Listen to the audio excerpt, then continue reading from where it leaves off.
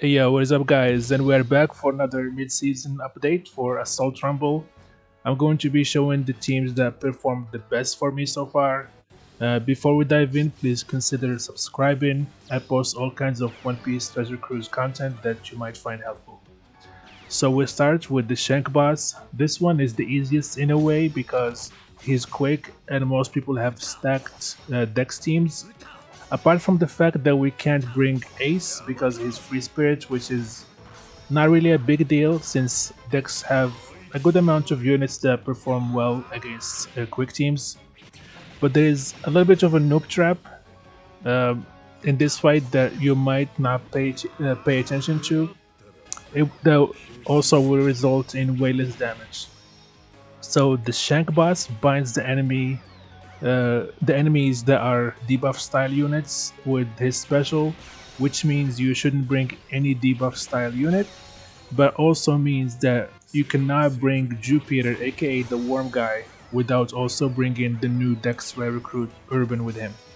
He freezes Jupiter from the bind, inflicted on him by Shanks, and also gives him 100% haste that will put him right on top of the attack order, which means that you get 3 to 4 specials out of him during the length of the fight.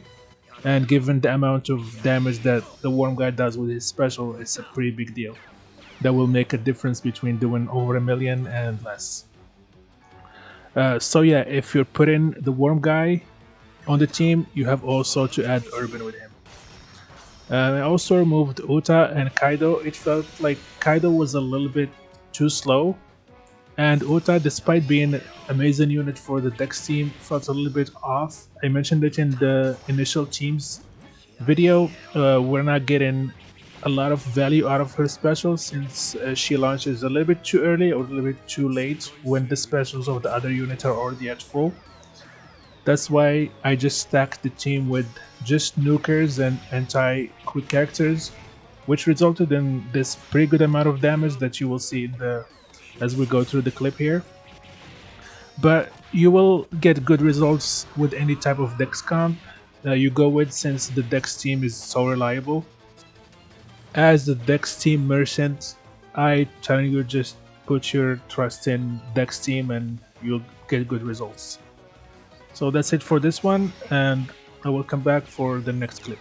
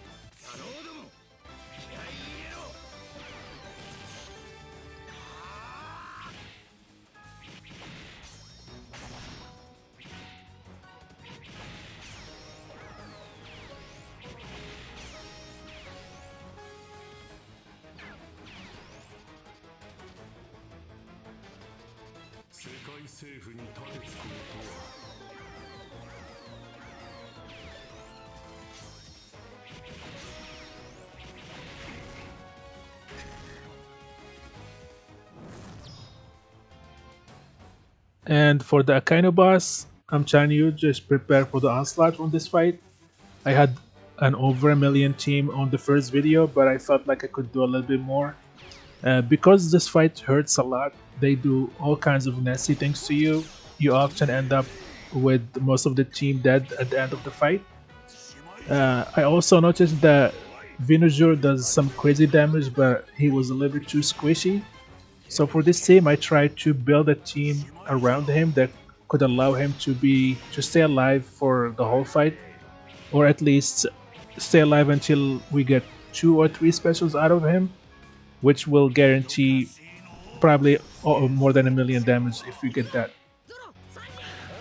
Luffy Zoro Sanji gives level 8 defense passively and 5 with their special, on top of doing pretty good damage that goes through defense. Garp gives level 6 defense and HP, and also we all know Garp and how hard he hits. Hound gives 3 defense and 8 with his special, and also provides pretty decent damage on this fight, especially on Assault Rumble. And finally, Shanks, he gives us defense and a nice shield to mitigate damage, and on top of that, 20% CT increase that allows us to take less damage from the bleed that gets inflicted on us by, I think, Akainu, since when we do specials we don't get the damage from the bleed. If I could bring the film red Shanks, he's pretty good here, but I couldn't bring him because he's a Shanks obviously, and the 10th anniversary Shanks gives too much value to not use him on this fight. If you can't build this team, check the previous video of Assault Rumble that I posted I think 2 days ago. That does pretty good damage, pretty comparable to this one, but it's a little bit riskier than this one. Also, you like end up with most of the team dead at the end of the fight. So that's it for this team, and I will be back for the last team of the video.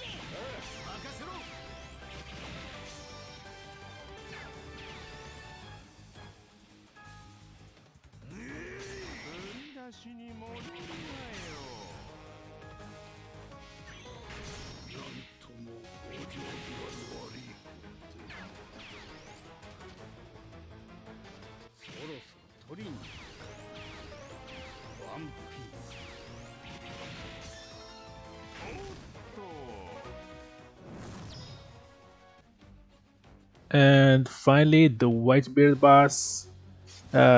Every time they introduce a fight that takes increased damage from Int or Striker, I shed a little tear for people that don't have Saturn, the new Roger crew, and the new Int Striker Lilith from the PvP recruit. Because if you don't have those 3 core units, your damage is going to be lacking. I don't have Lilith, so I'm using Yamato instead of her. If you have her, you're eating good. You can just use the same setup and just remove Yamato and use that Lilith instead. Nami gives special CT and haste. VP Rebecca gives CT speed to the highest attack units, and with the combination of those 2 units, you're just going to be spamming specials with Roger Crew and Saturn and Yamato / Lilith. If you don't have those 3 core units, it's gonna be a bit of a Rip Bozo situation. You can try and build something with Apu, Uruj, Smoker, Puddin, and the Sword Crew, but you'll be lacking some major firepower since there is not a lot of good nukers for the Int type and Striker. And as I say every time, don't feel bad if you can't do crazy damage on this game mode. This game mode favors wells on so many levels, from boosters to investments in teams to the numbers of try that you can do. You're getting a good chunk of gems and 1200 or 12,000 rumble tickets that are pretty valuable for the gem tree or the cotton candy stones. But that's it for me. I hope you found this video helpful. Please like and subscribe for more One Piece Treasure Cruise content, and have a nice day.